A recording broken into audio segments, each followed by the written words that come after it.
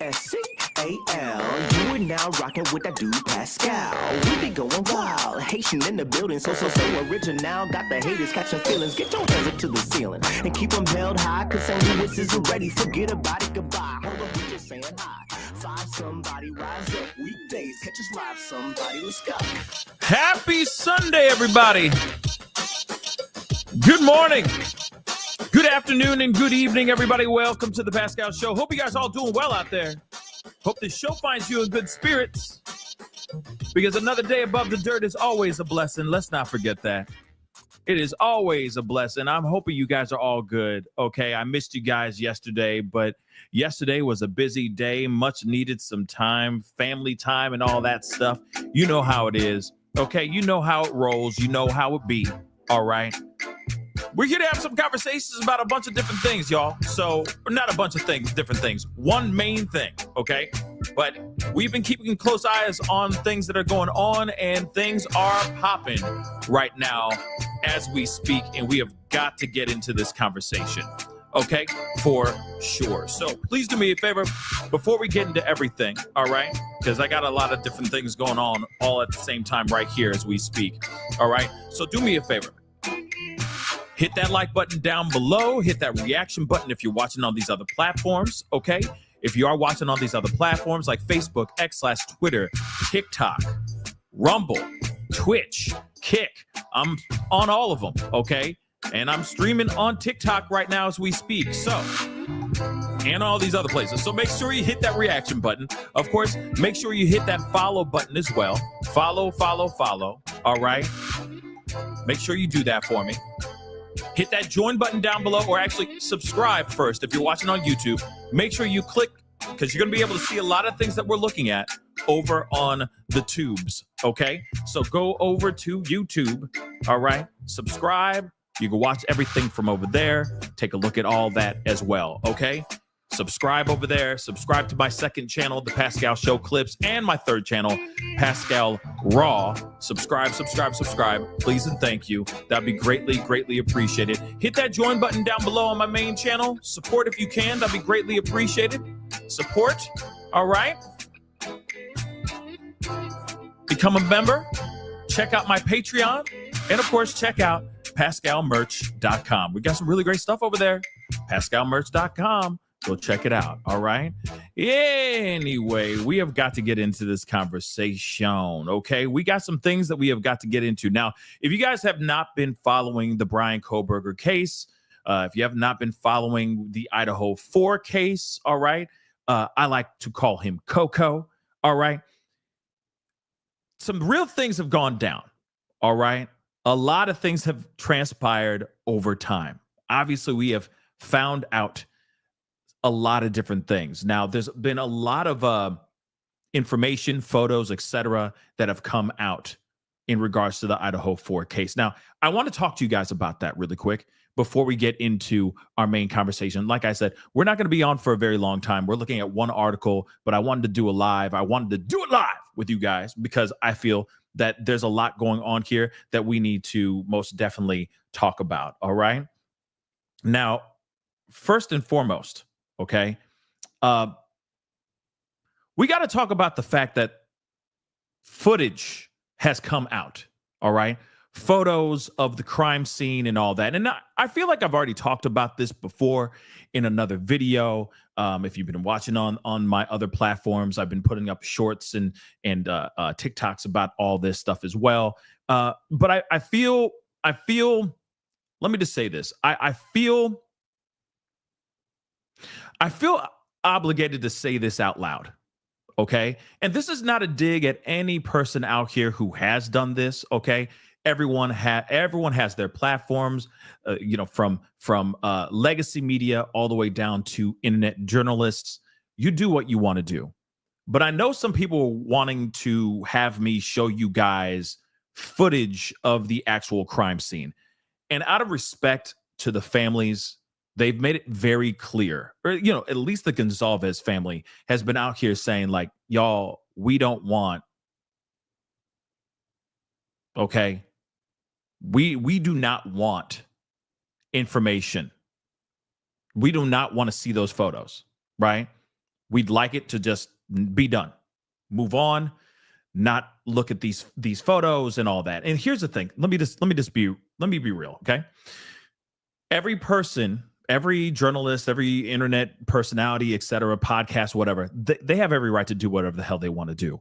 If they want to show the photos, by all means, that's what they want to do. Me, I'm not doing that, okay? I've already said it on a multitude of videos and other shorts and TikToks and all that, basically saying that I have no interest in showcasing that on any of my platforms. With all due respect, okay? Now, like I said, I am not sitting here saying that, I'm not damning anybody out there that's done it already, who's sharing the content and all that. If that's what you want to do, that's on you, boo-boo. Do you, boo-boo? Okay, boo. Do you, all right? I'm not here to judge. But me personally, after hearing what the families have said, I have no interest, okay? Just out of respect to that. It's kind of like there was another case a while back where I forgot. It was a big deal, so much that the news took it, and then they tried to bury this content creator. Don't remember the content creator's name, and I forgot the specific case, but they had the footage of the actual crime scene of these littles, and they put the photos behind a paywall for those to see it, that wanted to see it. Pay a certain amount of money, and you get to see the carnage of these littles, for lack of a better term. And of course, that was bad. Disgusting. So much that I remember Brian Enton doing a whole segment on Ashley Banfield's show, basically saying, this is disgusting, right? This is very, very wrong, right? So for me, I'm not sitting here saying it's the same thing. All I'm saying is that I just think that if, out of respect to the families, out of respect to everything that was going on, I think it's just best that we keep those things. If you want to look at them, by all means, at your discretion, go check it out if you want, right? Take a look at it. That's on you. But of course, if you have any, if you believe that, hey, let's be respectful to the families, I say, don't post it, right? I understand everybody has a morbid curiosity about the photos. By all means, do you. But like I said, I'm not going to be doing that here, okay? With all due respect. I mean, I saw the likes of 10 to Life, right? 10 to Life talked about it. She did a post on TikTok just a few days ago. I agreed with it 110%. Like I said, I was just like, this is not, I just think there's a time and place for everything. And I think that after the parents, or at least the Gonsalves family, coming out and speaking about it in an interview, I just feel like it's the right thing to do, is just kind of leave it be. But like I said, that's just what I want to do on my platform. If somebody else wants to do that on their platform, by all means, do your thing. But like I said, you're just not going to get it here. All right. Respectfully, right? Like I said, I do have a morbid curiosity as well, but I've only seen like 2 or 3 of the photos, and that's it. Right. I'm like, okay, because you can't unsee it, right? You can't not see it, because there's places and periodicals, right? Magazines and news websites that are posting it. So as soon as you open up the page, you're like, oh, well, there's that. You can't unsee that. You see what I'm saying? So with all due respect, I'm just saying with that, I'm being respectful, and I'm pumping the brakes on putting out that stuff and reacting to the information and all that. But one thing is for sure, there's a lot here in this particular article. And if you guys are interested in seeing the article, please go on over to my YT page. Okay. For those of y'all who are watching on the TikTok, okay. we are going to be going into this conversation, and we're going to be going into an article that I'm going to be reading to you guys here as well. But there's something very interesting about what has been unearthed, okay, while digital forensics have gone through his phone, Bryan Kohberger's phone. Now, here's the thing. Bryan Kohberger, he definitely prepared for this ish. But I mean, are we surprised? Real talk, are we really surprised that he prepared for this? He took out 4 different people. I truly think, and I could be wrong, but I truly think that he was going after one person and one person only. And then it ended up being, oh, damn, there are more people here. And then he did what he did. But what's weird about this, though, because, you know, like I said, my theory goes back and forth. One day I think that, he was planning on taking out at least 2 girls, right? And you're gonna hear in here just a little bit that maybe he was looking to take out at least 2 of them, right? But it does make you wonder, was it a situation where he was only fixated on one person? Or was this, and then he walked into the place and didn't realize that there was more than one person in the house at that time? Yet if he was doing his research, and if he was, lurking in these wilderness streets, hiding behind bushes and all that stuff, he would know that there were more than just one person staying in that particular home.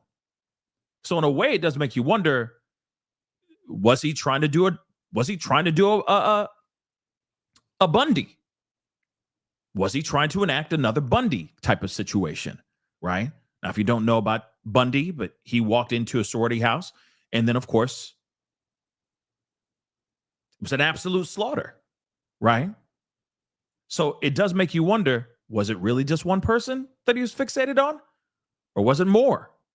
Now, I feel like that's going to be a thing that a lot of people are going to be wondering about, right? That's going to be the one thing that a lot of people are going to want to know until he speaks out, or we just will never get that information. Obviously, there are wounds and things that have come out revealing the wounds that these victims inflicted. Some were vastly more wounds than others. It's pretty insane how bad some of these people, some of the victims, what they suffered before they passed, in comparison to others. But then it makes you wonder, is it because they were the focus, or was it because he didn't have a whole lot of time? Think about that for a second. He's trying to do this, knock this out as quickly as possible. I hate to ask those questions, right? Pretty morbid, pretty messed up to ask those questions, but it is a curiosity nonetheless, right? They are questions that need to be asked, y'all. They are questions that definitely need to be asked. So it does make you wonder, did he not have enough time? So he didn't get to really go after each person with enough vigor? Maybe.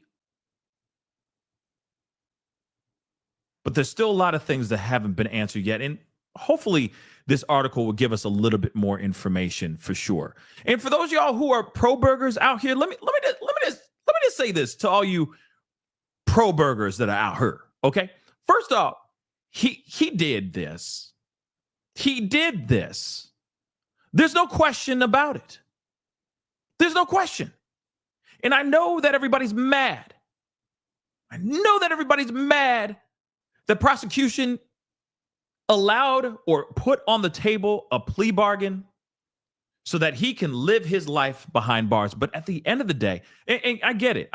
I know a lot of us would like to see him staring down the barrel of multitudes of pew-pews, right? And saying his bye-bye, having his last cigarette and, and then him getting blasted to kingdom come.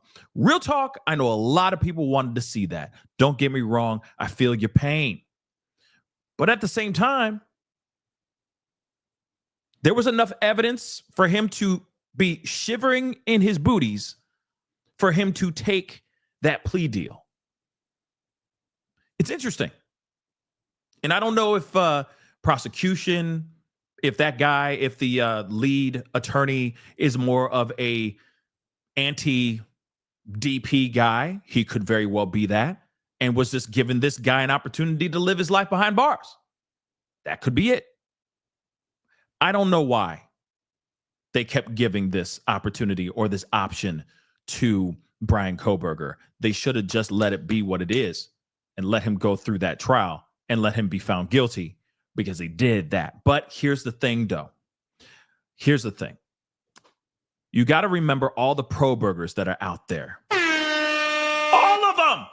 All of them would have been outside that freaking courthouse, sitting there trying to sit there and go, prove me wrong, man. Prove me wrong that he's an evil mother lover, when he actually was, right? You know for a fact that would have been the conversation, right? This would have been just as bad as the Diddy trials. Yes, I said it. It would have been just as bad, because there's still people out there, still to this day, that believe Coco is innocent. And I'm telling you right now, he pleaded guilty to all four, baby. It's not like he was put in a corner and he's like, oh, damn, there's no way I'm going to be able.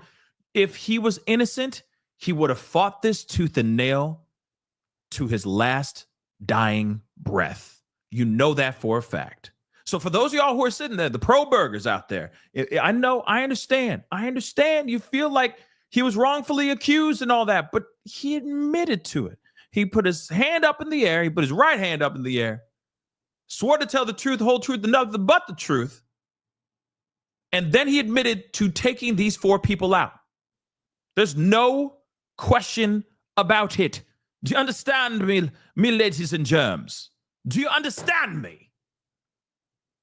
He did this. Okay? And now we're finding out. We're finding out a lot more. Now, here's the thing. Ali said there's a lot you don't know, Pascal. That's true. I don't know the meaning of life, but we in it, right? We live in LIVIN apostrophe, right? But I do know one thing. He did this. He did this. Okay? Let's get into this. Shall we? It's a lot I don't know. But now there's a lot more information that's coming out that, oh yeah, oh my damn, this mother lover did this. Okay? And that's the reason, more of a reason why I feel Coco took the plea deal. That's what I think. Okay? He did this. So he prepared. Apparently, they're saying on this article, he prepared for the unalivings. Expert was set to testify. He didn't just Google these cases. Okay? This man had an obsession. So much that he's seen lurking, or not seen, but through his phone, Wi-Fi's, etc., he has found that he is at these places of Maddie and Xana Kernodle's work, the Mad Greek, at least 2 different times before this tragedy took place. And there's so many other things that they found in his phone. Okay, so we got to get into this. It starts with this. At 2:45 a.m. on November 13th, 2024, the night of these unalivings, his phone, Bryan Kohberger's phone, went dark. The battery hadn't died, and it wasn't randomly powered off. It was simply silenced with precision. Wi-Fi and cellular data was not disabled, were disabled, I'm sorry.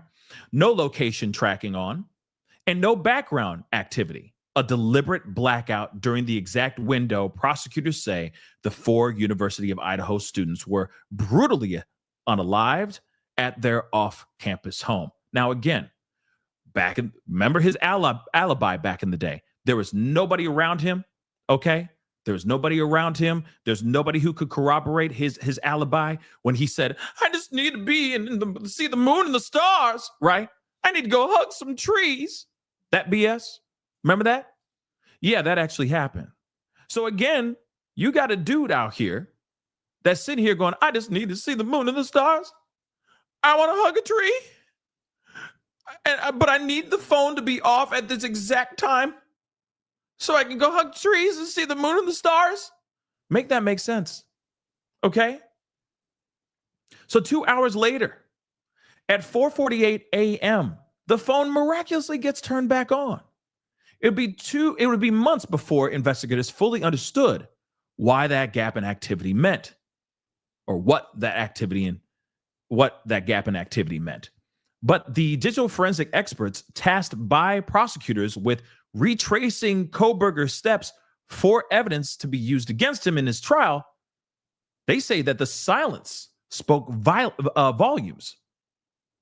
What we learned is he prepared. This is what Heather Barnhart, the senior director of forensic research, at Cellbrite, told The Independent, the article that we're reading here. And remember this photo? Remember the photo where remember that BS? Yeah. And I was not wrong. Okay? I was not wrong with what I said. My theory was, hey, this dude is straight up trying his damnedest. He's trying his damnedest to remember what he did. He took a trophy photo because he can't take a photo of the knife. He can't take a photo of the victims. He can't take a photo of the crime scene. All he can do is take a photo of him in a brand new shirt. Okay? Look at that. Okay? Some polyester cotton blend button-up shirt, shiny as hell, thinking that he's the second coming of Christ, holding up his thumbs up, being like, yep, I did that. Okay? He took a photo of his own age. Okay? After the fact. Why? Because he wanted to remember what he did. This is his trophy photo, guys. This is his trophy photo. Moving on. And we all seen it. And I was right. At least that's what I feel. I feel that this is a trophy photo. Okay? Yeah. Sick F word. Indeed. Elena. Yeah. So, Barnhart and her colleague, Jared Barnhart, the head of CX strategy and advocacy at Cellbrite, also a digital forensic expert on the case, were slated to testify at Kohberger's trial before he unexpectedly accepted a plea deal, admitting to the quadruple unalivings that took place in November of 2022. Okay, receiving what, like we already know, life without parole in July. Why? Because he did this stuff. He did it. Dang it, pro-burgers. I know you guys have a passion that just won't quit. But at the same time, this dude is sentenced to life in prison for the taking of the lives of Kaylee, Madison, Xana, and Ethan, who were all found attacked viciously on November 13th, 2022. All right? Digital silence, a red flag. Now, as more details began to trickle out through previously sealed police records and court documents, the team is revealing to The Independent what they learned about Bryan Kohberger through his digital footprint. The Cellbrite team had uncovered files scrubbed from devices, searches routed through VPNs, and deep downloads about serial monsters. All of which, they say, painted a chilling picture of obsession and planning. While DNA from the knife sheath ultimately tied him to the crime scene, it was the voids in his otherwise trackable life that reveal how the unalivings were premeditated, the experts say. Again, I know we talked ad nauseum back in the day, years ago, in fact, about touch DNA. We were talking about touch DNA this, touch DNA that, touch DNA this. And I know that was one of the main things that inspired a lot of pro-burgers. I feel like that was the start of it, right? That was the origin story for a lot of these pro-burgers that are out here that were thinking like, well, touch DNA, anything can happen. Touch DNA, shoot, my DNA could have been on the freaking knife sheath because of touch DNA. You know what I mean? So I feel like that was the origin story of how everyone that was on the side of he's innocent, this is where it all started. Because they're like, wait a second, it's got to be planted. He's got to. This whole thing has been planted. They're making him the scapegoat. He's the whipping boy, right? But there's so much more to this. Real talk. And again, you look at all the other things. Like I said, all the things that were leading up to this whole thing, right? Girl mother said on TikTok, Pascal, one question. Do you think he's the only person involved? I truly, you know what? I'm at that place where I think he is. Now I am. And I've said this before. I'm going to talk about that in a second. Okay. Girl mother. I'll tell you guys in a second my theory. I've talked about this ad nauseum too as well, but I'll talk about it here in a second, okay? But just let me read a little bit more of this article, and I'm going to give you my thoughts on what you just asked, girl mother. All right? So, again, that was the whole thing. Touch DNA. Everybody's like, well, anybody could do, anybody's DNA could have been on there because of touch DNA, right? So forensic and analysts revealed that Coberger's phone had only 4 periods of total inactivity, dating back to June of 2022. One of those silent moments occurred on the night of the unalivings.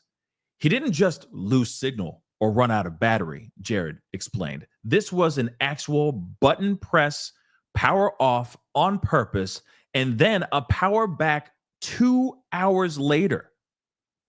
And in the middle of that, 4 people lost their lives. So, he was no stranger to unalivings. And this is in theory.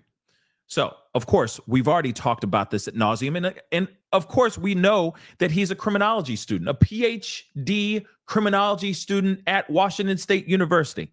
Okay? He had long been immersed in the study of crime.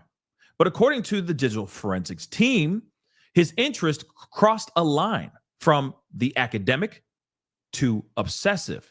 Now, here's the thing.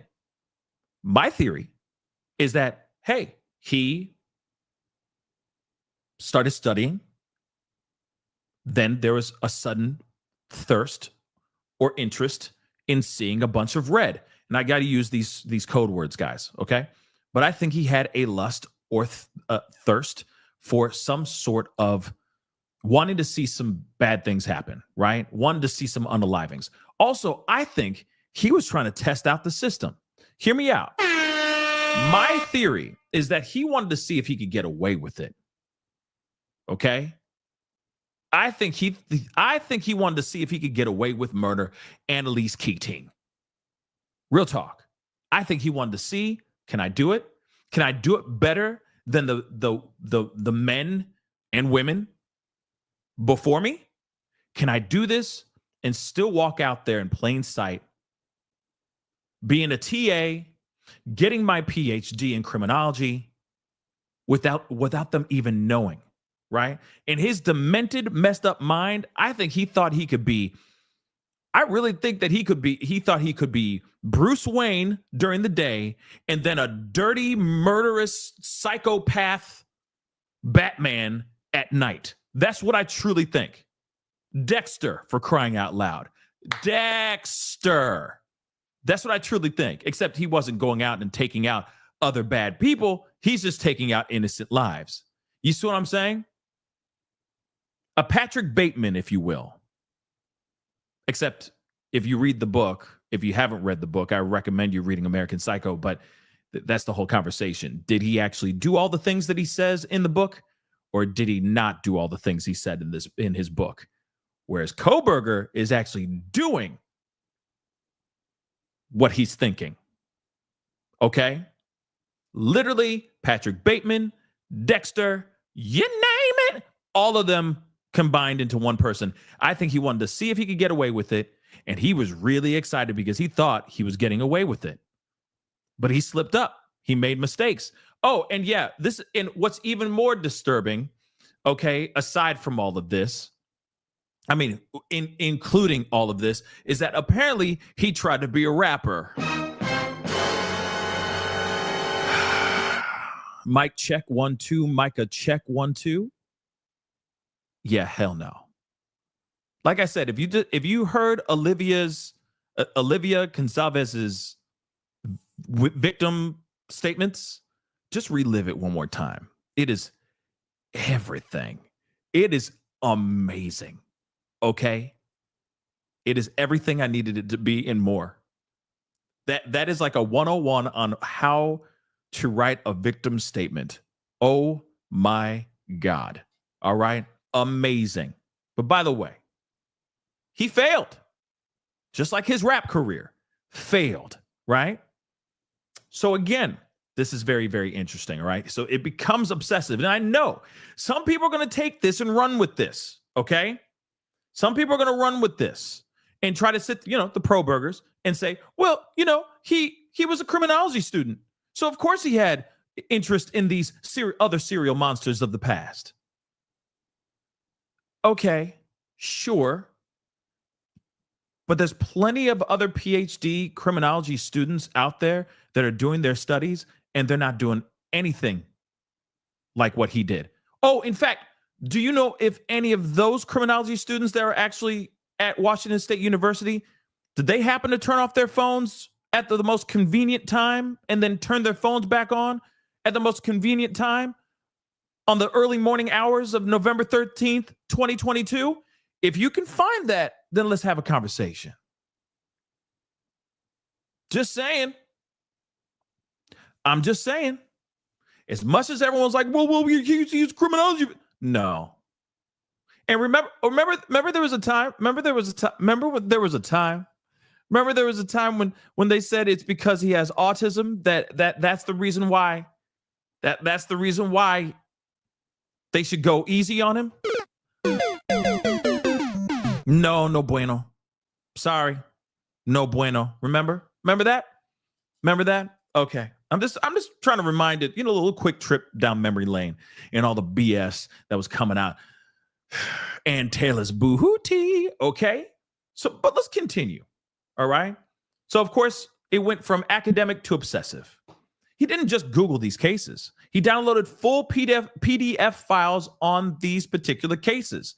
Not once, but repeatedly. He was downloading detailed reports on serial monsters, including Danny Rawling, who was also unalived, who was also took the lives of college students using a similar knife. This wasn't casual browsing. This was meticulous research. And let's be real.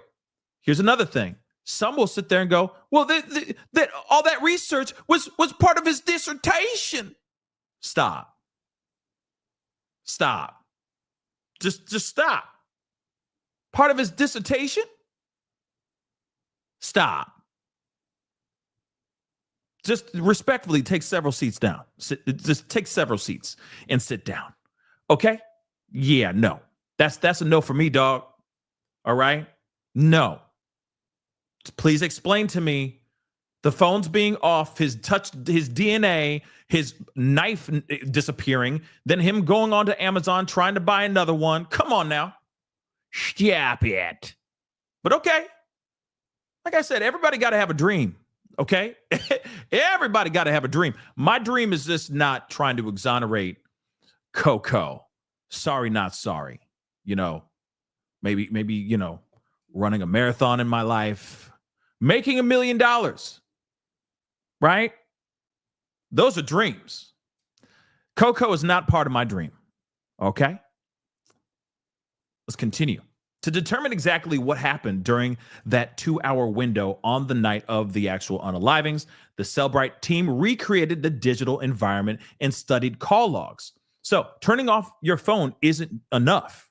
You have to disable Wi-Fi, disable cellular, then power down. Did he know that? And apparently that's what he did. Do you know how many things you got to do that, to turn this whole thing off? Think about that for a second. You have to disable Wi-Fi, disable cellular, then power your phone down. And that's exactly what he did. That's a lot to do. Instead of him going, oh my God, look at the moon and the stars. Oh my God, I need to turn off the phone so I can just look at this majesty. You know what I mean? He goes, nope, let me open up the phone. Let me disable Wi-Fi, disable cellular, and then turn off the phone so then I could look at this great, beautiful blue moon right in front of me and hug a tree for a couple hours. Come on, y'all. Come on now. When you're busy going, you know, like you've seen the viral video of the triple rainbow. The dude's like, whoa, dude, whoa. You know what I mean? He's talking about the triple rainbow. Whoa, it's 3 rainbows in one spot, man. And he's like crying almost, right? So if he's really out there in the moon, then to see the moon and the stars and hug a mother-loving tree, and he's still just like sucked in on the beauty of the stars and the moon and the trees combined, you're not sitting there going, wait, hold on. Let me get all this stuff. Okay, disable Wi-Fi. Okay, disable cellular. Okay, and then now it's off. You're not doing that. You're turning it off and going and running towards a tree, right? With arms wide open. You know what I'm saying? You're busy hugging a tree. You're not thinking about turning off the damn phones. But he thought about all of that before he actually ran and saw the moon and the stars and hugged a mother-loving tree for 2 damn hours. Okay. Okay, let's continue, though. They discovered that in the days right before and right after the unalivings, Coberger disabled Wi-Fi access on his devices and routed his traffic through NordVPN. Have you ever tried NordVPN? Aren't you tired of those pesky phone calls and those emails? Try NordVPN. They're not a sponsor. Okay, they're not. But I almost got you guys, though, didn't I? I almost got y'all. You're like, oh, damn. So how do I skip through? I can't skip through this ish. Damn. I almost got you guys. Anyway, he was routing his traffic through NordVPN. If you didn't know about NordVPN, then you're not watching YouTube or any TikToks. Okay, but it is a tool designed to anonymize online activity. Okay, so in other words, if you have NordVPN, you can actually, like, for example, see movies that aren't allowed to be played in, like, if you live in America, you can actually use NordVPN to get like access to movies that aren't streaming in America, but they're streaming overseas, and you can actually watch that stuff too. It's pretty crazy. Just so you know, try it out. Try it out today. Use code word Pascal. I'm kidding. So while the act is not criminal, it's abnormal. Jared noted he was diligent in prep and cleanup and made our job really hard. So he was really good at deleting his stuff and trying to, like, you know what I'm saying? Yeah, we do get crap choices, Helen, like bad on Netflix. I feel like I'm watching the same damn movies over and over again. Do they get together at the end? Oh, yay. You know what I mean? You have that problem too? Because I'm at that point now, I'm almost watching damn rom-coms. No one has a problem with that? Fellas, to my fellas, you don't have a problem with that? Rewatching movies that you already seen before, or watching stuff that you watch it with your girl and you don't want to watch it. You don't want to watch it, but you already seen every other thing on damn Netflix. Now you're just watching rom-coms. Is he going to run out to the airport to get her and stop her from leaving to go to Taiwan? You know what I'm saying? Oh, they get together. Yay. I didn't laugh not once. And now I just, you know what I'm saying? Nobody else feels that. No one. Okay. Maybe it's just a cold world. And I'm just realizing that now. But moving on. They said that act is not criminal, but abnormal. He was diligent in his prep and his cleanup. He was covering his tracks very, very well. So it was very hard for them to really find all this information. This is someone who tried really hard not to be detected. Why, though? Why? If he's an innocent college guy, a red-blooded American college guy, why would he need to go out of his way to cover all this stuff? Real talk. If he really doesn't have anything to hide, why is he deleting everything under the sun before and after the unalivings? Think about that for a second. His phone had joined at the restaurant, the Wi-Fi at the restaurant 2 of the victims worked at. This is where I get very interested.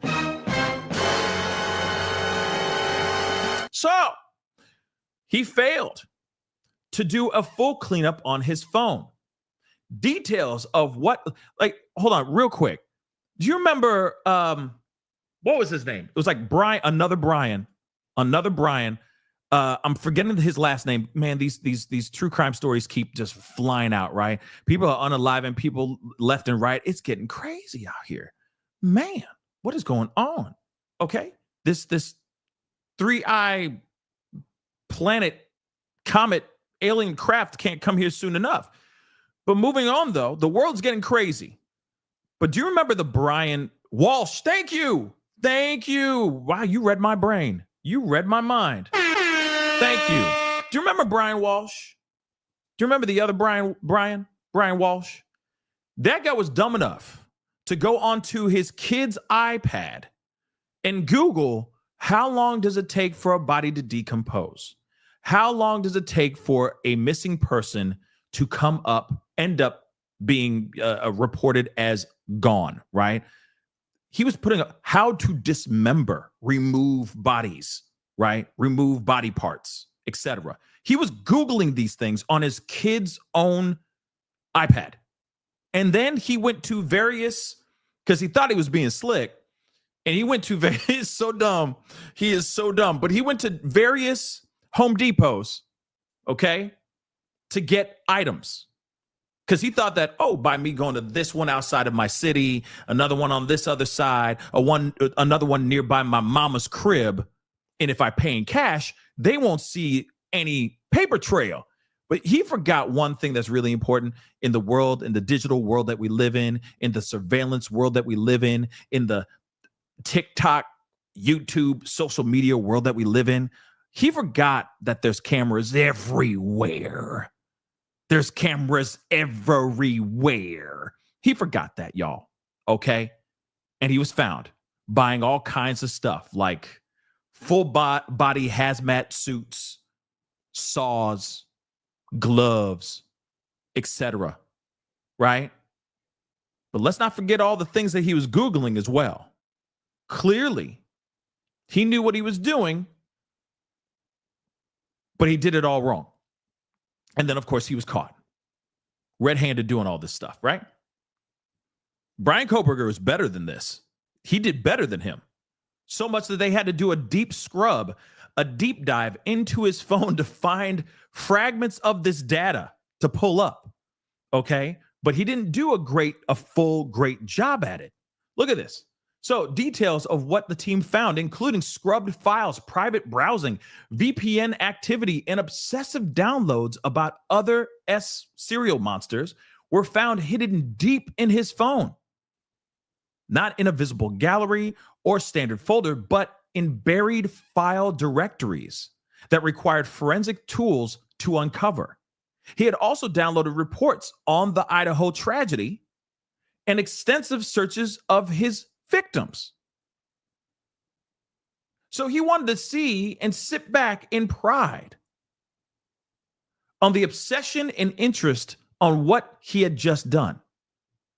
So he's downloading reports on it, like he's trying to hold on to little souvenirs of the things that he just did. Remember the photo? Let's not forget the cotton the cotton button-up shirt that he was wearing, like he was about to go to church, wearing his Sunday best, right? Again, he was keeping notes. He was keeping little knickknacks of things that he did because he was proud of this moment. He was proud of what he did. And I truly believe he was going to do it again. Yes, he was going to go and do this again. I guarantee you he was going to do this again, y'all. Moving on, though. The team pointed out that despite law enforcement's hard work, quote unquote, there was a period of time from the time that the crime happened until identifying an arrest, the phone seizure, and then the phone extraction. So some of the best information was most likely wiped. So some of these things were lost. Some things are completely gone. He was successful at that. But with time and attention, we were able to paint a picture of what he did on this night. Even though some of the best stuff wasn't there, he certainly didn't cover all of his tracks. Again, he tried to get slick. He got slick in some parts, but he didn't get slick on everything. So things that got deleted, they were able, not everything went away. Not all was lost, which is a huge, huge deal, okay? His digital footprint also included a passive log of Wi-Fi networks his phone sought out. On the night of the unalivings, before his phone was actually turned off, his phone was searching for a Wi-Fi signal. And he wasn't at home, Jared said. So late at night, as his alibi says, he claims he needed to go see the moon and the stars right before he was taken in by that big, beautiful moon and the stars, before he went and turned off his Wi-Fi, his cellular data, and then powered down his phone. His phone got caught latching onto a Wi-Fi signal before he turned his phone off. 2 hours before the unalivings, around 2 hours before the unalivings actually happened. See, thank God for technology, baby. Because without technology, sure, I'm just saying. And while motive and any connection between Kohberger and the victims remains completely unknown, to the frustration of the victims' families, there is some digital evidence that showed Kohberger may have encountered at least one of the victims previously at their workplace. The moment that we've all been waiting for, right? Madison Mogan and Xana Kernodle worked at the local restaurant called the Mad Greek as servers before Kohberger did what he did to them. After these unalivings, an employee said they remembered seeing Kohberger visiting twice at that establishment and eating vegan pizza. Now, I want to remind you guys of this, all right? This person literally came up. Idaho, and this is old. This is from January 19th of 2023, okay? It says here, so only a few months later, and we talked about this because this was obviously a very big conversation, a very big deal. This was taking over the world, all that stuff, right? This conversation and this unaliving and this tragedy. And when this came out, we jumped on this quick. A lot of people jumped on this, okay? Now, I don't think that the Mad Greek owner was saying, I have some theories about the Mad Greek owner, but I could be wrong too. Let's just get into this. This is what the Idaho suspect, Kohberger, visited that restaurant at least twice. This is in January of 2023, and this story has not changed since. And I know all of us were challenging this and going, well, maybe it's a lie. Maybe it's not the full truth. Maybe they're exaggerating, right? Only to find out that he was in the air. He was there. His phone latched on. We're going to talk about that in a second. But they say here in this article that was written months after, just a few months after the unalivings, by the way. Okay. So it says this: in the weeks before the slayings of the 4 University of Idaho students last November, the man now accused of unaliving them allegedly ate at the restaurant where 2 of the victims actually worked. According to a former employee at the Mad Greek at the restaurant in Moscow, he came in at least twice to grab vegan pizza. 2 of the victims, Madison and Xana, were servers at the restaurant. Okay. It's unclear if either woman ever wanted or waited on Kohberger, or if they even interacted. Okay, but they confirmed, people, the article here, people confirms that a now deleted account that appeared to belong to Coberger once followed both Mogan and Knodel on Instagram, along with the third victim, Kaylee Gonzalez. Now, this is back in January 19th of 2023. And let's jump ahead to today, present day. And they're saying now. They're leaning on that now too. So now we're confirming he visited that place at least twice, eating vegan pizza. Now, I want to take a quick trip down memory lane, okay? Do you guys not remember Mad Greek was definitely feeling some type of way about this much later, right? A few weeks later, because every type of press, media, YouTuber, TikToker, whatever, everybody was flying into Idaho, into Moscow, trying to get the exclusive, trying to get interviews and all that. I remember that there was the owner wrote basically a letter saying, like, push off, leave us alone, let us grieve, stop coming to this facility, back off, F off, right? Basically saying that, right? And again, what did everybody do? They did that. They backed off. But now we're hearing more information basically saying that if he wasn't there, his phone was. Let's take a look. Again, I get why the Mad Greek the owner may have said, hey guys, push off, leave us alone. We're still grieving. We're still trying to process everything. We don't need a zoo, a media zoo outside or inside our facility. We're just trying to get through the day, and we're trying to serve our patrons. I get that. But now we're hearing something new, which I think is very interesting. So one Wi-Fi log caught Heather's attention, one of these forensic analysts, okay, when she was searching his digital footprint. The network name for the Mad Greek. Though nothing concrete tied him to the location at the time of the unalivings, the Wi-Fi log suggested that he had been there before, possibly more than once. Heather says there it was. His device had passively logged that network. Now, here's the thing. I feel like this is a conversation that a lot of people are going to be having on whether or not he actually walked into that place and had conversations with people, or just went there and got food and sat in a corner eating his vegan pizza all by himself and just kept his head down whilst maybe lurking and watching Maddie or Xana do their thing at the Mad Greek. That is still possible. But there is also a possibility that he could have been outside the space, watching from outside. But for me, or, walking by and his phone just happens to latch on, right?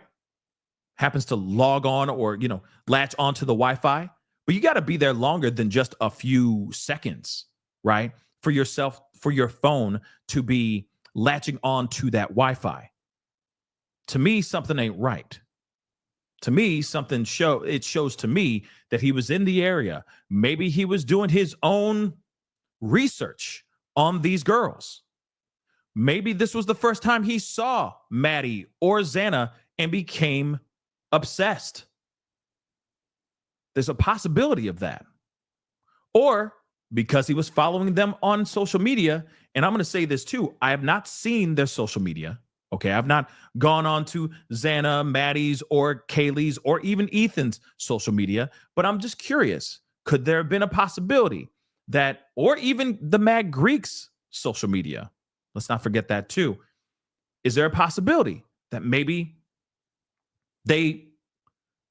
he saw a photo of her and it said underneath the Mad Greek, and that inspired him to go and check her out over at the Mad Greek?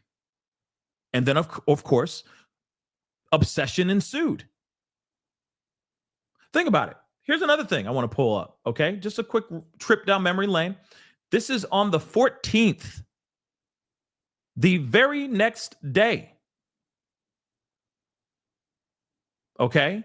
November 14th, 2022. I want you guys to see this too. This is very interesting. And this is a post from the Mad Greek.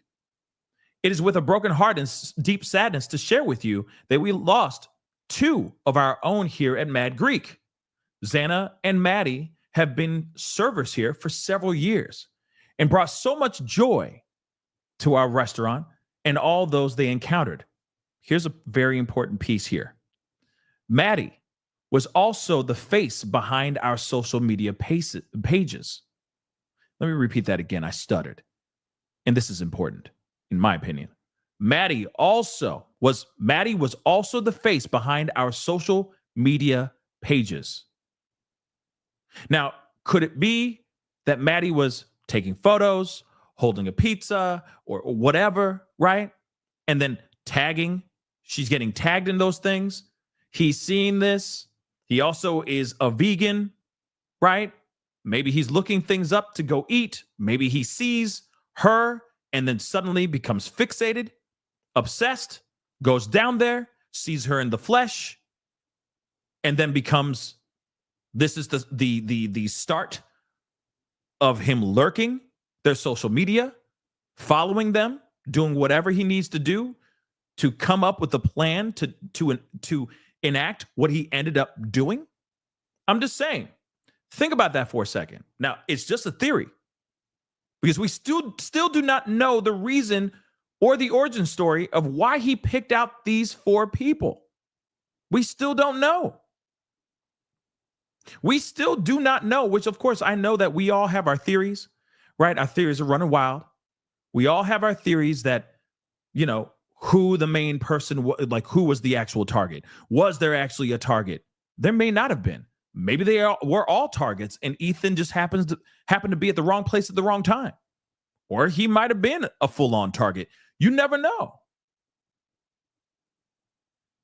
But it is interesting. Let's not forget, Dylan, frozen shock phase. He could have done some very bad things to that girl, and he didn't. Why not? Now, I'm not alluding to the fact of her being involved or anything crazy like that, because some of y'all going buck wild with your theories about DM being a part of it and Bethany, being a part of it as well. I leave that off to the side. I don't think that. He clearly had a focus and he clearly had a target. And it was not Bethany and it was not Dylan. It was either all four of them or it was one of the four. Right? So again, right here, and I know we're doing old math, okay?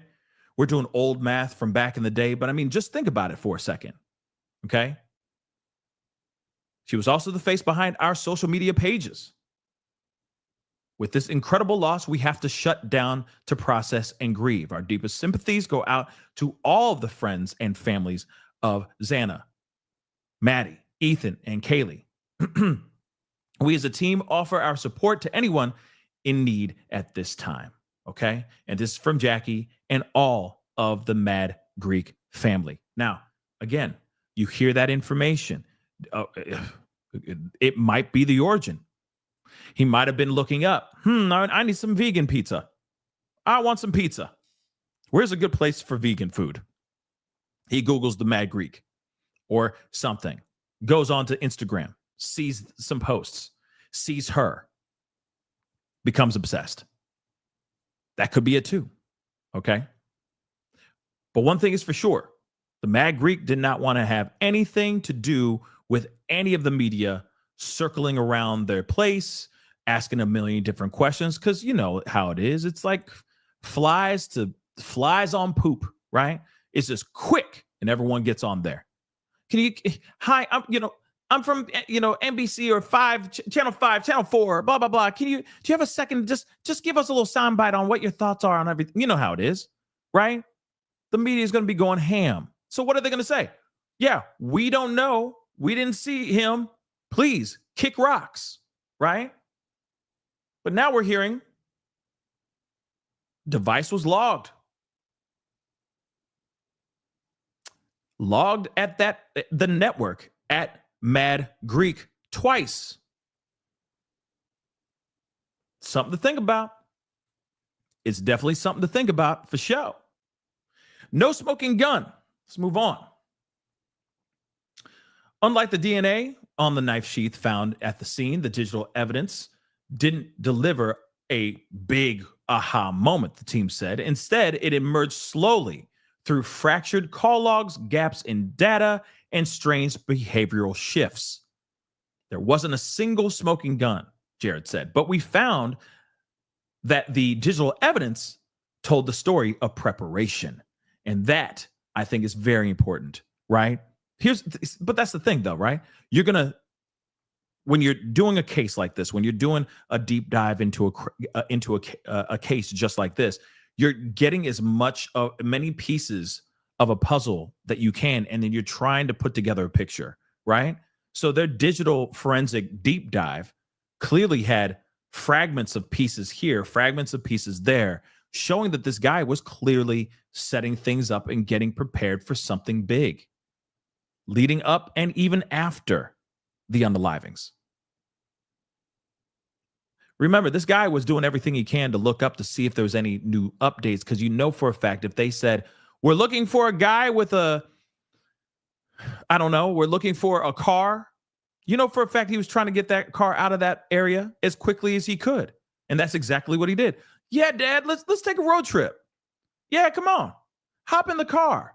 Oh, real quick, before I do that, let me go to the DMV and change out my license plates and make sure there's a license plate in the front bumper of the car real quick, so mine doesn't stand out against the rest of these other Hyundai Elantras that are out here, right? He did everything he could to try to cover his tracks. He knew this because he was listening. He was watching the media. He was listening to podcasts, etc. Okay? He's trying to do everything he could. DNA can tell you who did it. This is what Jared said. But the digital evidence shows us intent, and that's what we were going to testify to. Heather, the other digital forensics expert, emphasized that proving intent required building a baseline of normal digital behavior and then watching how it drastically changed leading up to the crime. So clearly he is a criminology student. So yeah, he's going to look up names of other notorious monsters of all kinds, from Bundy to Dahmer to BTK, you name them, okay, right? But as things go, like, if he's looking those things up, like, different crime scenes, etc., you can see like, oh, okay, that's for work. That's for school. He's doing that to study. He's doing blah, blah, blah. But then as soon as it shifts to looking at K-bars, you see what I'm saying? Clearly. And then he's downloading and deleting certain things, girls that he's looking at, girls' Instagram accounts that he's looking at. All those things are getting wiped. You could tell, like, yeah, something he's slowly but surely revving up to D-Day, right? To that day where he did what he did on November 13th. So if you can prove normal behavior and then go, whoa, this is completely abnormal, and that moment aligns with the crime, well, that's not an accident. And that's what the periods of silence show. His relationship with mother. So while much of Kohberger's activity pointed to calculated isolation, one relationship remained steady: his connection to his parents. Starting at 6:13 a.m., the morning after the whole unalivings, he's calling and texting his mom and dad nonstop. It was incessant. But it was also one of the only things he did that matched his normal behavior. Even in the weeks leading up to the actual unalivings, his digital communications showed few signs of friends or peer connections. They also recalled seeing only one other contact, a classmate, briefly engaged in a group chat. All other correspondence was to who Kohberger called mother, father, and sister. The moment we started to look at his messaging, it made me think of Bates Motel, referencing to the infamous movie Psycho. I mean, it was like mother and the label mother, the constant contact with his mom. It was wild.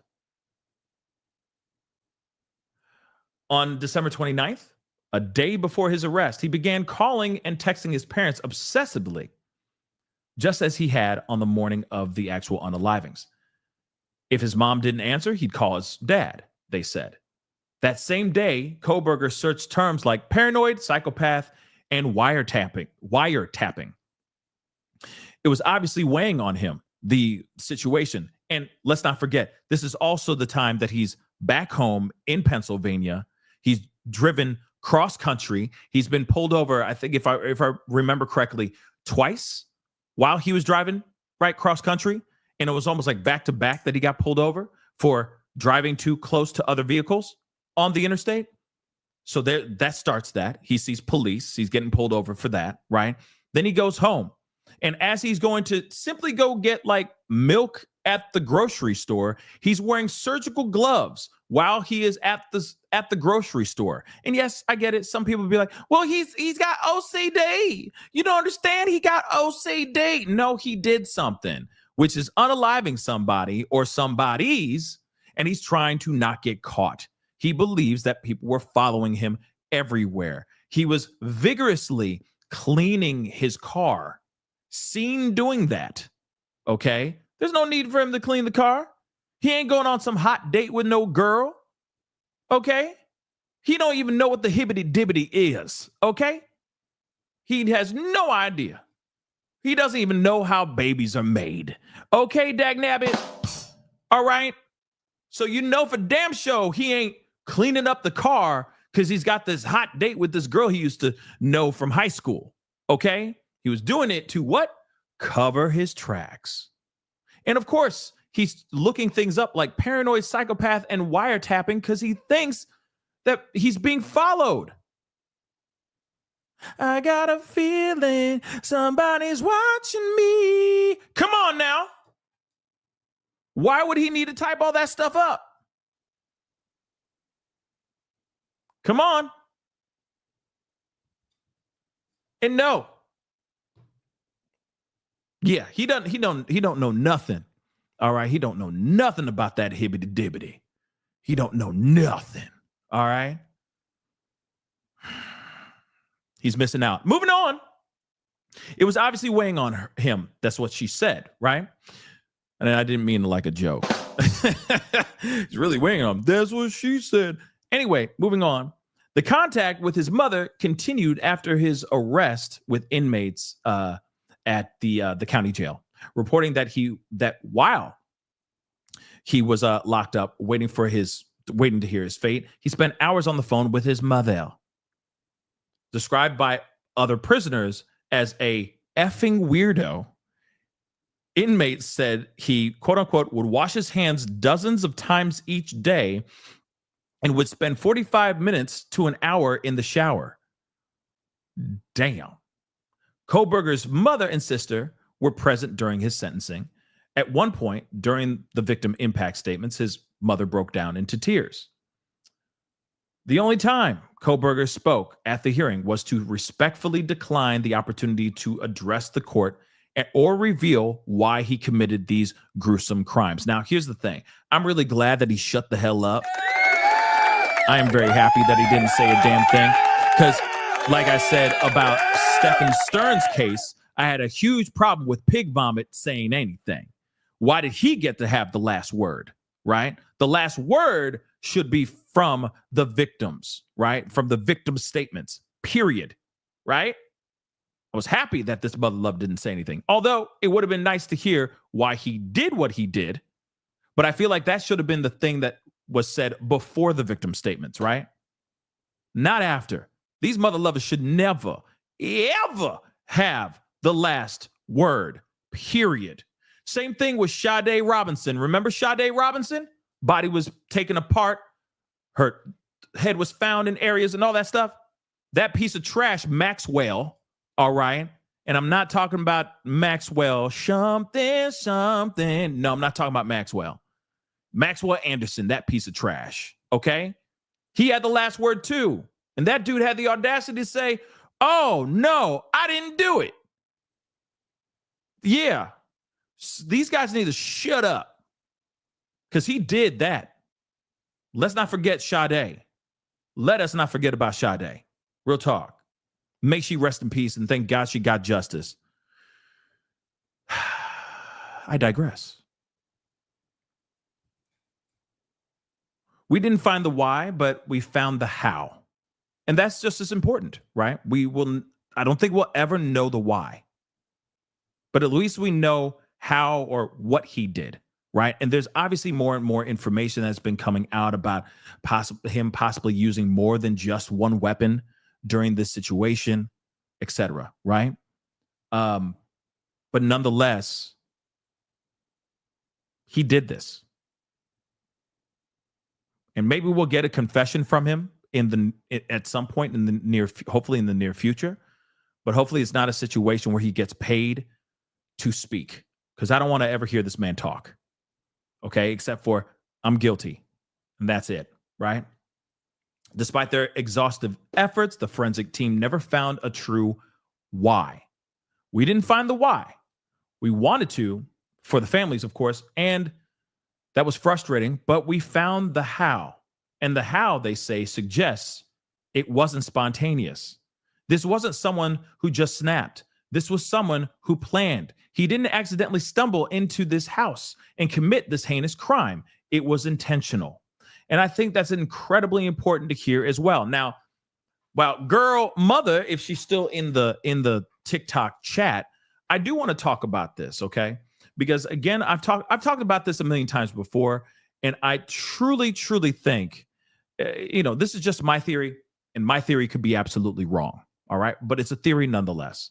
Clearly, he became obsessed with somebody or somebodies, and he studied. He did his due diligence in the most disturbing, most vile kind of way. These particular, whoever it was, these women or these kids became a focus of an obsession, right?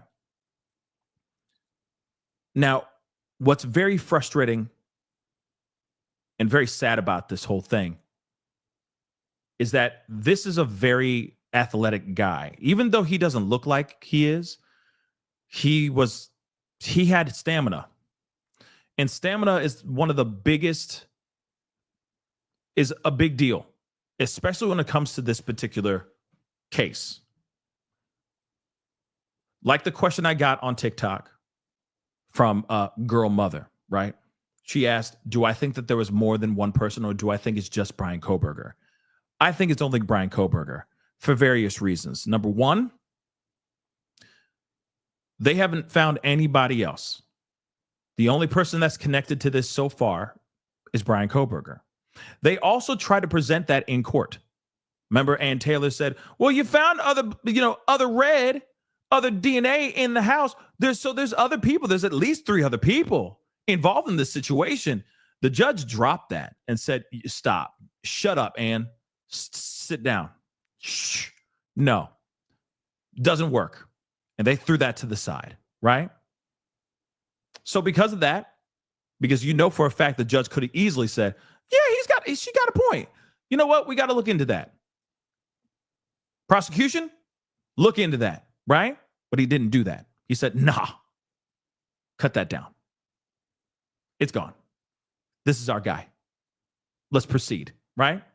And I think that's one of the other reasons why Bryan Kohberger said, what about that plea deal? That looks sexy as hell now. What were you planning? What were you offering again? Yeah, let me see. Is it in fine print? I need some reading glasses so I can read this real quick. And then he took that plea deal, right?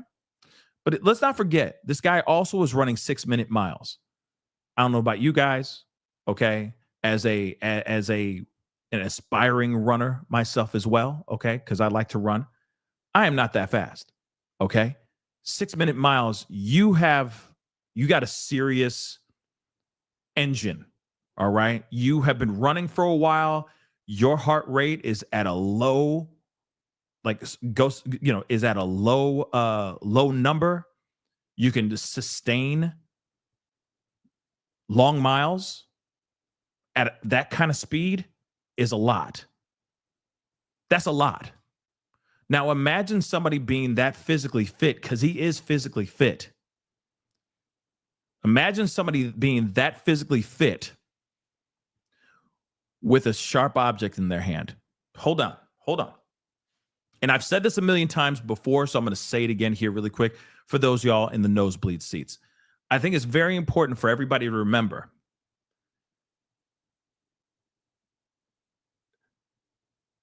When you're face to face with somebody with a pew pew, okay? When you're face to face with somebody with a pew pew, still it's a very dangerous weapon. But as soon as that pew pew runs out of bullets, it's a paperweight. Sure, they can use it to hit you with, that kind of thing, but it can only do so much damage, right? But once that weapon runs out of bullets, it's a wrap. It's done. But if you got somebody who is not even skilled with a knife, right? But they have passion, rage, and focus, and an agenda, that is a very terrifying person to stand up against. Because it's vital organs, etc. You could do some serious damage. You can hurt somebody really, really bad. And that weapon never needs to reload. So imagine somebody being that physically fit, because he is. And it takes a minute. This is not something that you could just, suddenly just run 6-minute miles easily. You are literally working on that over time. That's how you get faster with your miles. That's how you get better at running, is going out there and running pretty much every single day, to the point where you get to a place where your endurance is that amazing. 6-minute miles is freaking insane. Okay. That is a fit person. I hate to say it like that, because I don't want to say anything even remotely like it would sound complimentary to that piece of trash. But at the same time, you're running a long time to get there. Also, remember, he was an overweight kid, and then now he's 6-minute miles. So for a fact he's been working on this for years, y'all. So he's physically fit. And then you have a weapon like a knife in your hand. You can do some damage, y'all. Okay? Damage big time. Takes 2 seconds like that. 2 seconds to poke here. 2 seconds. It's fast. And it's a weapon that never reloads. It does not need to reload. So if you got somebody who's got strength, endurance at least, and add anger, a rage, it's dangerous. It's very, very dangerous. So that's why I keep saying, because from, practicing different types of martial arts to Krav Maga to jiu-jitsu to Taekwondo, you learn these things very, very quickly. If you got somebody with a pew-pew, your chances of getting out of that situation alive are a lot more great than going toe-to-toe with somebody that has a knife. I'm just saying. So when you think about somebody who is physically fit, he's got rage in him, and you got a bunch of kids, respectfully, I'm saying this respectfully, you got a bunch of kids who have been out that night, drinking, partying, doing their thing, not thinking about nothing. They're not walking into that house ready for war. They're walking into the house getting munchies and lounging and hanging out and just being girls and being a couple. You know what I mean? They're not thinking about these things. They're not prepared for that. And imagine a guy walking into a place who's got endurance, speed, a whole lot of rage, and a knife in their hand. There's a lot you can do. There's a whole lot you can do. So again, we have now been hearing that He's been lurking around for a while. This isn't just a thing where he was just lurking every once in a while, or he wasn't lurking and it was just today, that day just happened to be the day that he just walked into the house and, oh, lo and behold, there's 4 people in the house. Let me unalive them really quick. No. He knew exactly what he was doing. Okay? He knew exactly what he was doing. And now you have people who lost their lives. So again, shoot, day 8 minute in height. Shoot, that's a lot. Shoot, that's fast too, man.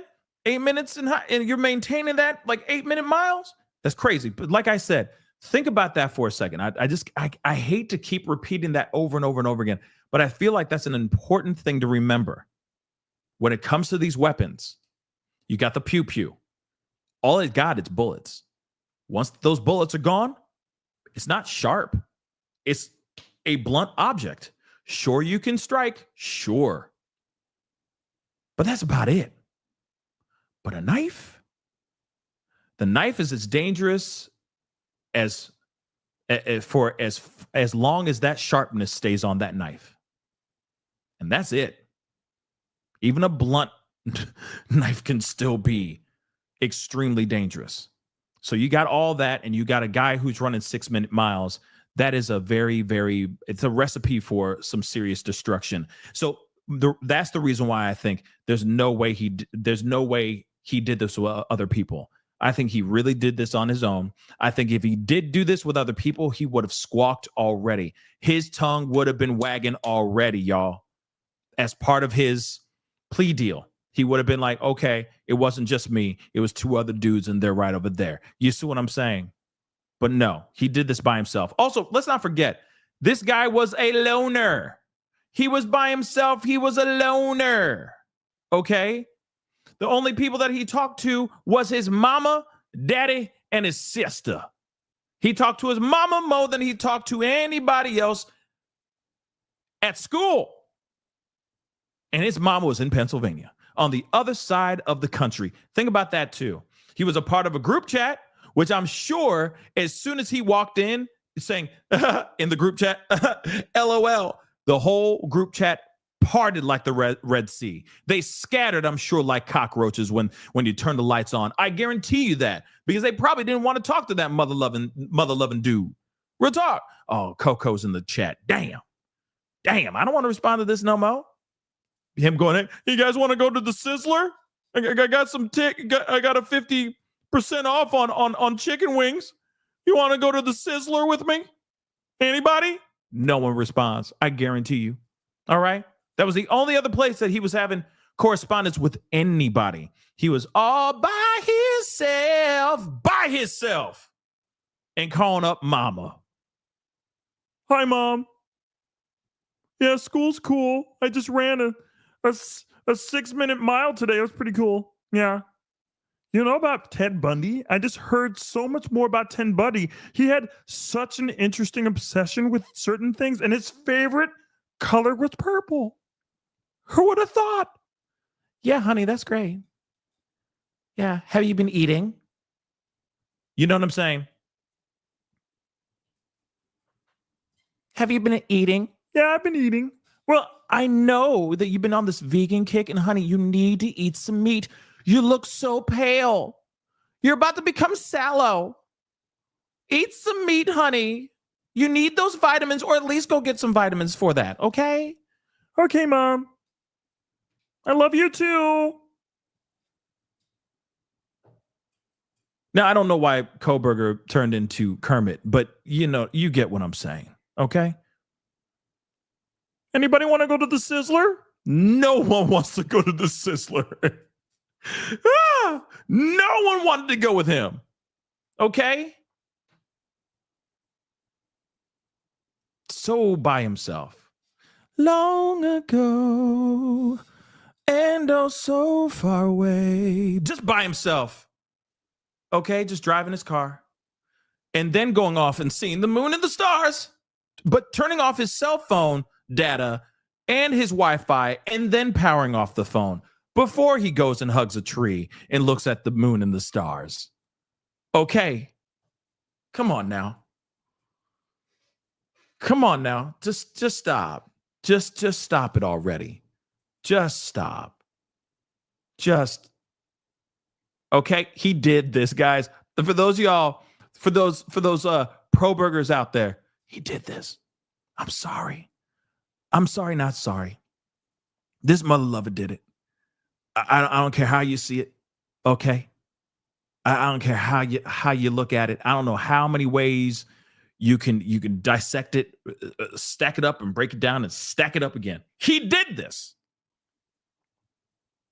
And I really think that he was trying to commit the perfect M.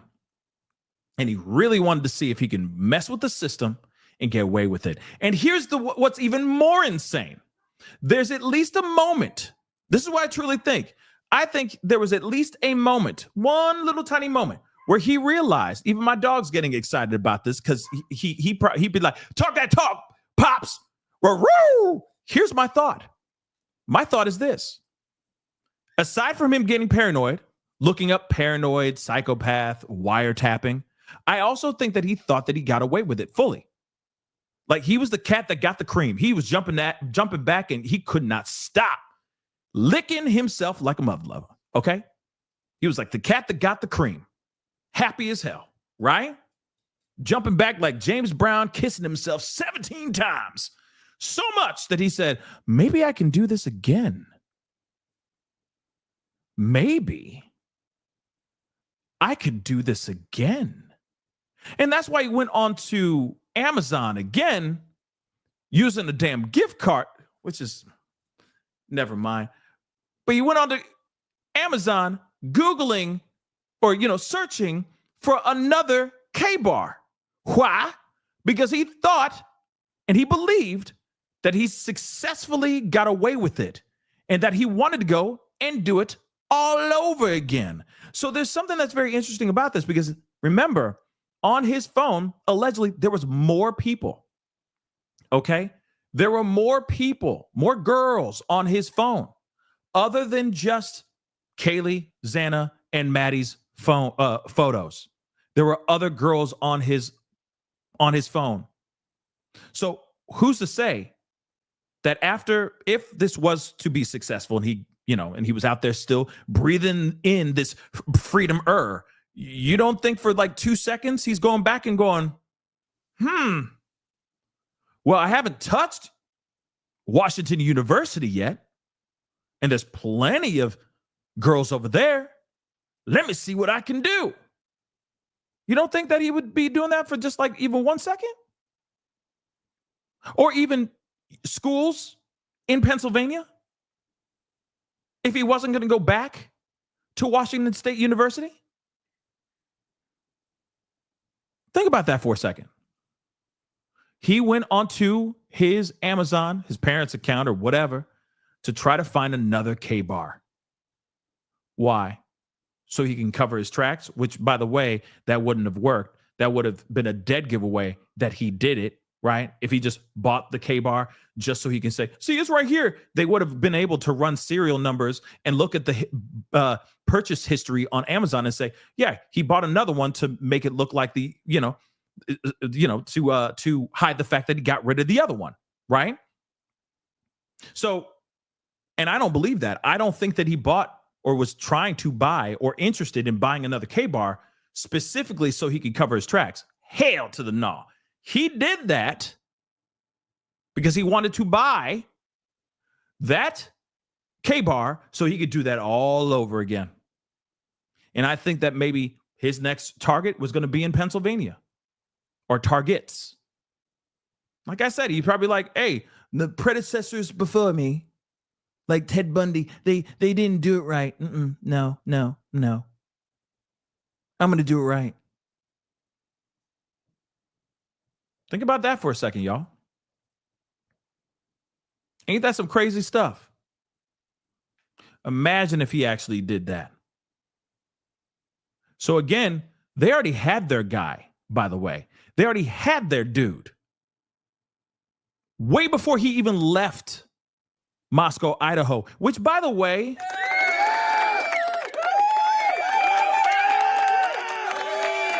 have to be real, because there was a lot of, all of us were riding Moscow PD and the people that were leading the investigation back then, you know? And honestly, I think that we all owe Moscow PD and local PD in that area, local law enforcement in that area, an apology, because they knew a lot more than what they let off when they were looking for him, when they were looking for the person. Remember?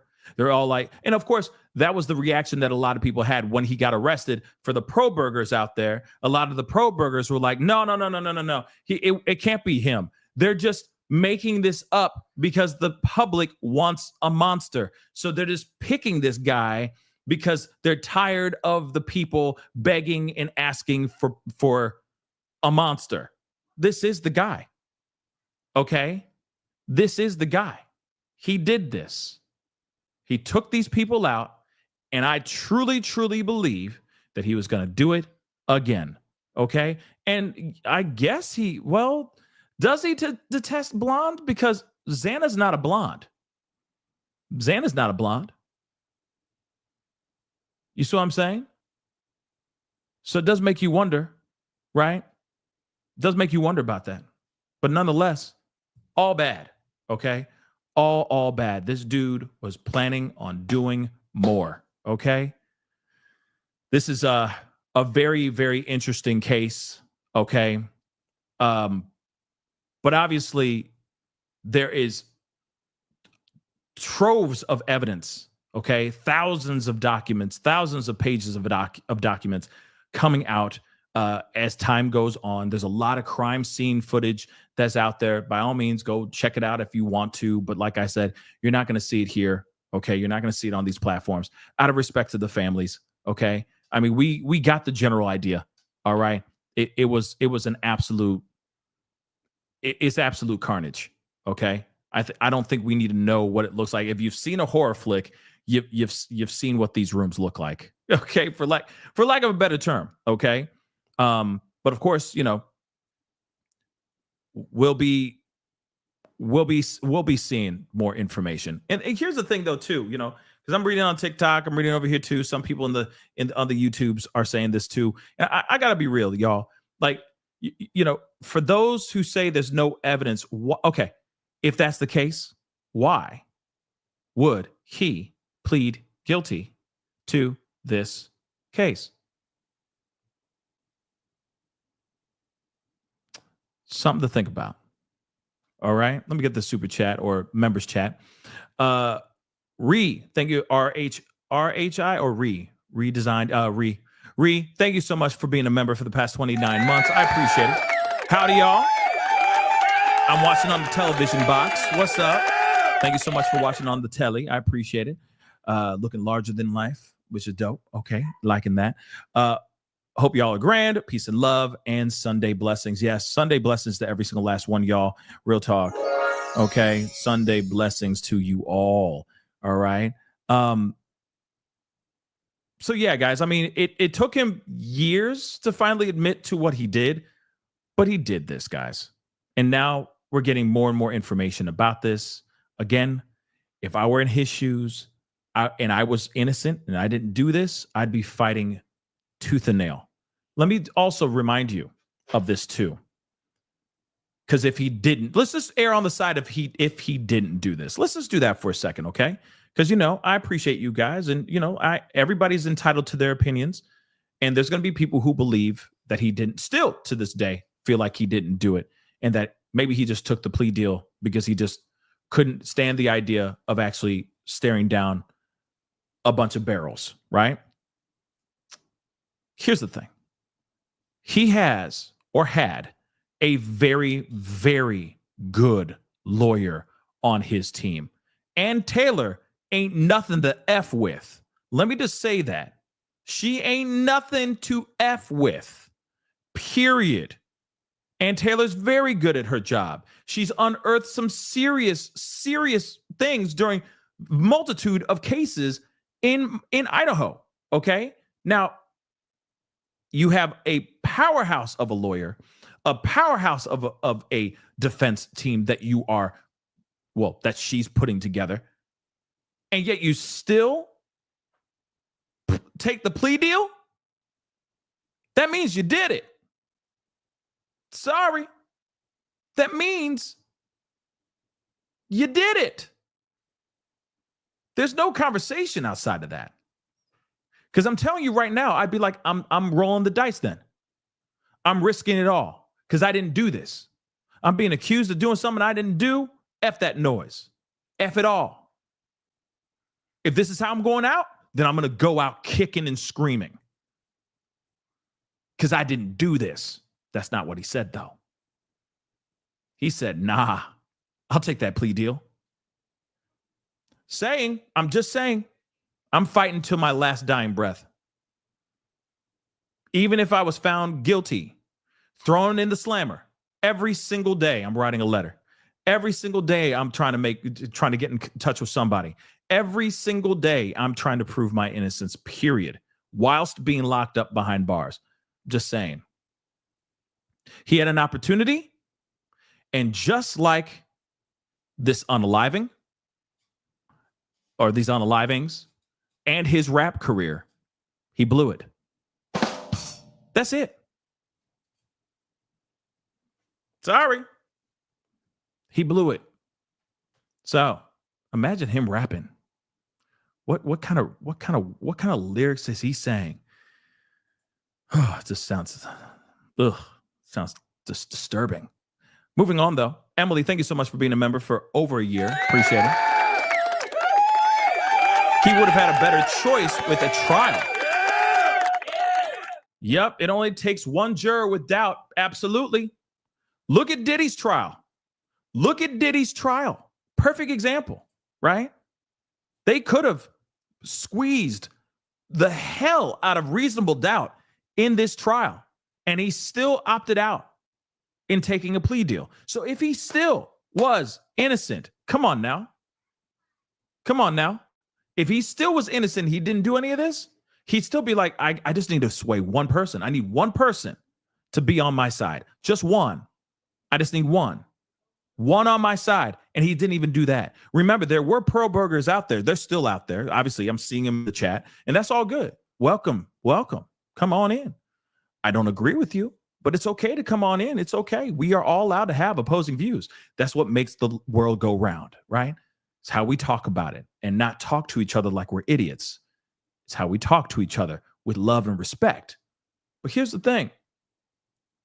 If he really didn't do this, he would have taken the chance. There would have been enough evidence to pour in reasonable doubt into the ears of at least one juror, and that didn't happen. He said, F it, I did it. I can't do this anymore. Why? I don't know. I don't know what was the moment that made him change his mind. In fact, I would love to hear from Ann Taylor and her explain to us why he said, I'm going to sign them papers because I did it. I mother loving did it. That's one thing we will never know unless she comes out and speaks. Maybe she's going to write she's going to write a book. She going to write a book. Watch out. She going to write a book. Wait for it, guys. She going to write a book. And he can't appeal. Nope, he can't. Nope, he cannot appeal. See what I'm saying? If he didn't do it, why would he take that deal? If he didn't do it, he can't appeal. He can't do nothing. He's going to be locked up for the rest of his life. He's gone. He gone. He said he did it. It's a wrap. And for those of y'all who are still holding on to the Coberger stuff, I know it's juicy. I know that burger's juicy, but it just ain't enough. He gone for life. Okay? Sorry. It's going to be okay, though. It's going to be okay. It's going to be okay. Anyway, guys, that is the show. I appreciate all y'all for being here. It really means a lot. Oh, if he writes a book, everyone's going to burn that book. Wait for it. If he is to write a book, I ain't going to read it. But there'll be snippets out, I'm sure, that we'll all have to react to, because that's just how we do. But please do me a favor, guys, before you head out. do me the solid, hit that like button down below, hit that reaction button if you're watching on other platforms. If you are watching on these other platforms like Facebook, X/Twitter, Instagram, TikTok, Rumble, Twitch, Kick, make sure you hit that reaction button. Of course, you hit that follow button. Follow me, please. Follow. All right? Please and thank you. All right? Follow me on these platforms, okay? Hit that subscribe button here on my YouTube channel. Go to my second channel, The Pascal Show Clips. Subscribe over there. Go to my third channel, Pascal Raw, new podcast. Go check it out. Pascal Raw. Subscribe over there. Hit that notification bell on all those platforms so you know whenever I go live, whenever I upload, because I know it's random, but it is what it is. All right? Hit that join button down below. Become a member. Check out my Patreon. And, of course, check out PascalMerch.com. Please and thank you. PascalMerch.com. We got some really great stuff over there. And thank you so much for following. Thank you so much for the gifts over here on TikTok. I really do appreciate it, guys. It really means a lot. Anyway, guys, it is time to get going. We'll be talking here soon. There's a lot to talk about, okay? But be good to yourselves. Be good to one another. This is The Pascal Show. Bye.